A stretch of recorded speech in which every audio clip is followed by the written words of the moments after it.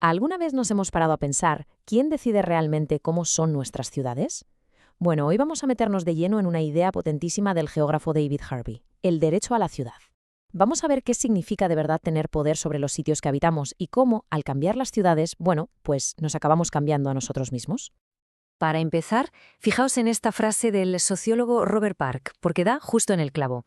Las ciudades no son simplemente un montón de edificios y asfalto, que va, son un espejo de nuestros deseos más profundos, el lugar donde casi sin darnos cuenta vamos moldeando quiénes somos y cómo es nuestra sociedad. Y aquí llegamos al corazón de la idea de Harvey. A ver, el derecho a la ciudad no es solo tener permiso para usar un parque o subirte al metro. Es algo mucho, mucho más grande. Es un derecho colectivo, un poder que compartimos para decidir cómo se diseñan, cómo crecen y cómo funcionan nuestras ciudades.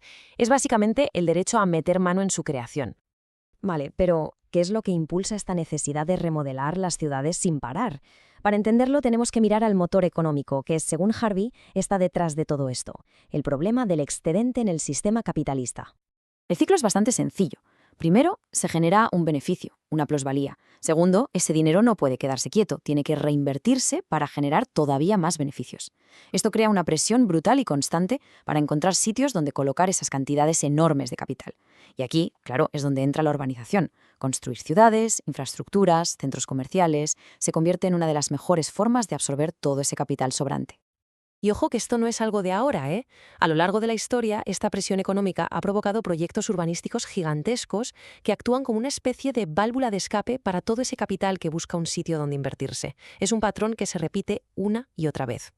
Y la prueba la tenemos en la historia. Desde la transformación radical de París en el siglo XIX, pasando por la creación masiva de suburbios en Nueva York después de la Segunda Guerra Mundial, hasta el boom inmobiliario global que hemos vivido más recientemente. El esquema es sorprendentemente parecido. Es que, si los pones uno al lado del otro, los paralelismos son brutales. Tanto Haussmann en París como Moses en Nueva York reaccionaron a crisis económicas parecidas, con un montón de capital y mano de obra sin saber qué hacer.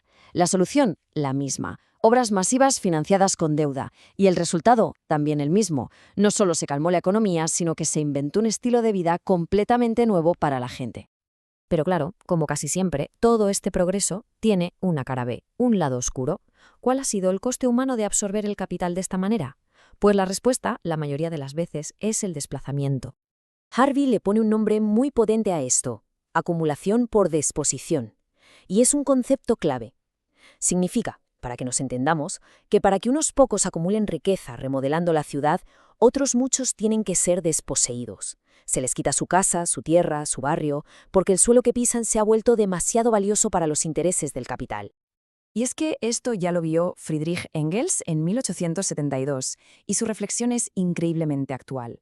Cuando se tiran abajo los barrios más humildes, el problema de la vivienda no se soluciona. Simplemente se traslada a otro sitio, normalmente a la periferia, lejos de la vista y de las oportunidades. Es un patrón que no para de repetirse. Y no pensemos que esto es cosa del pasado. Es un fenómeno global. Miremos lo que pasa hoy.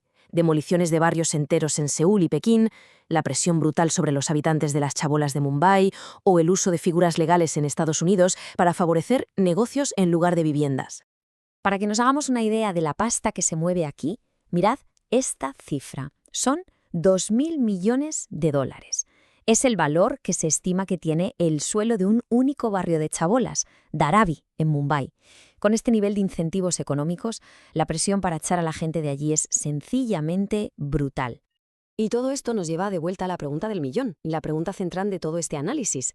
Si la ciudad no rehace, ¿quién tiene de verdad el poder para decidir cómo se construye y, por lo tanto, en qué nos convierte?